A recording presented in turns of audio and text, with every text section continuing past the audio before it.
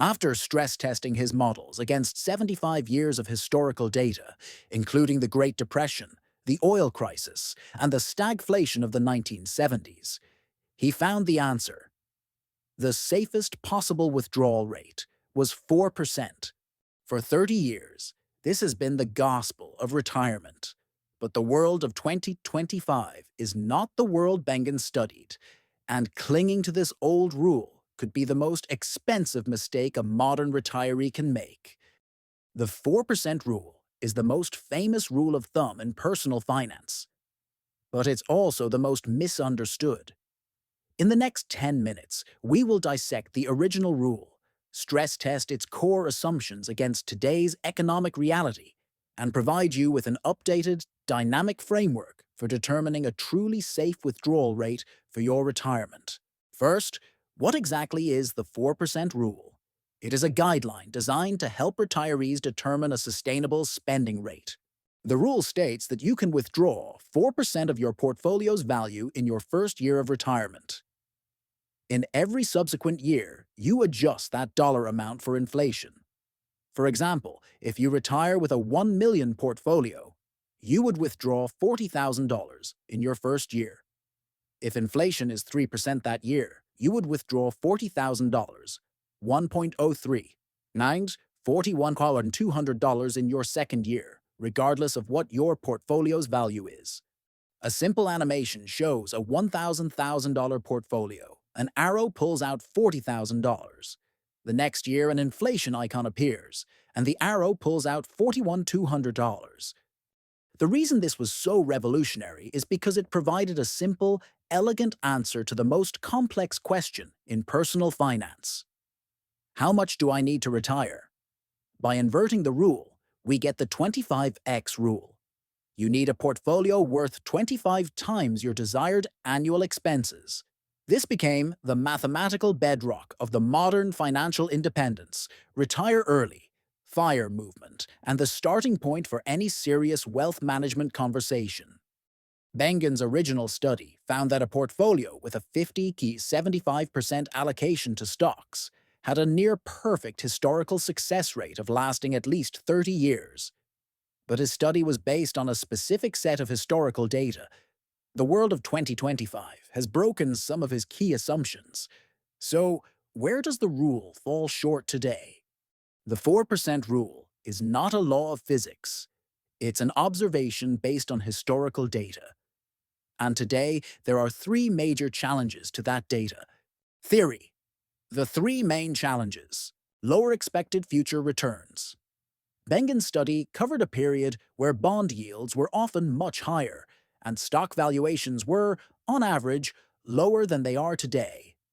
High valuations generally imply lower future returns. With lower returns, your portfolio's growth engine is weaker, making a 4% withdrawal rate riskier. Sequence of returns. Risk. This is the rule's Achilles heel. It refers to the danger of experiencing poor market returns in the first few years of retirement. Withdrawing money from a portfolio that is simultaneously declining in value can cripple it permanently. Increased longevity. The original study tested for a 30-year retirement. With advances in medicine, a 40 or even 50-year retirement is a real possibility, especially for early retirees. A longer timeline puts significantly more stress on the portfolio. Analogy: the retirement reservoir. Think of your investment portfolio as a water reservoir that must supply you with water for the rest of your life. The water level is your portfolio's value. Rainfall is your investment returns. The water you draw is your annual withdrawal.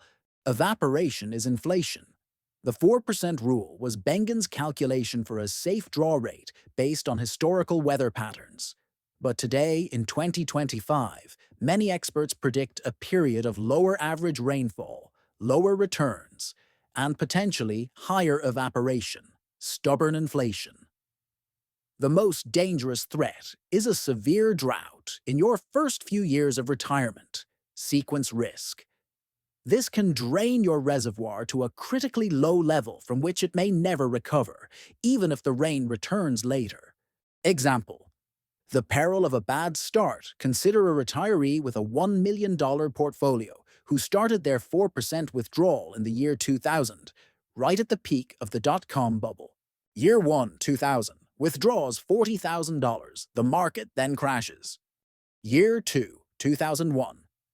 Portfolio is now down to maybe $800,000. They must still withdraw $40,000 plus inflation. Sacamouis, $41,200. This now represents over 5.1% of their portfolio. Year 3, 2002. Portfolio is down even more, to perhaps $700,000. They must withdraw $41,200 plus his inflation, $41,800.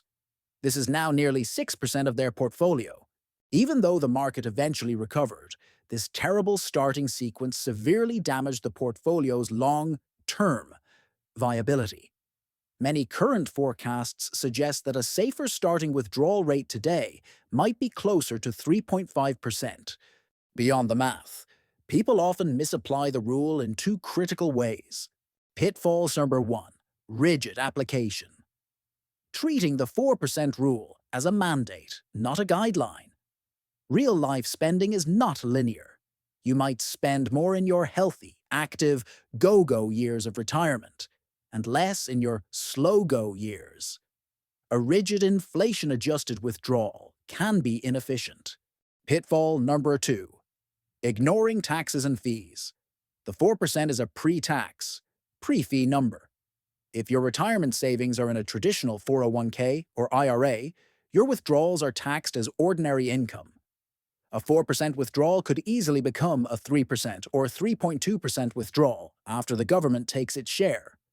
You must plan for your net withdrawal rate. Avoiding these basic errors is crucial. But the most sophisticated modern retirement plans have moved beyond a single, static number entirely. They use a more intelligent, adaptive approach. The advanced strategy: dynamic withdrawals, the Guardrail Method. The professional financial advisor community has largely moved toward dynamic, rules-based withdrawal strategies. One of the most effective is the Guardrail Method. Instead of blindly taking out the same inflation-adjusted amount every year, you set a target withdrawal rate, but create guardrails that trigger specific actions. How it works: let's say your target is a 4% withdrawal rate. You establish guardrails at 20% above and 20% below that rate. So your upper guardrail is a 4.8% withdrawal rate, and your lower guardrail is a 3.2% withdrawal rate. The rules: at the beginning of each year, you calculate your withdrawal as a percentage of your current portfolio value.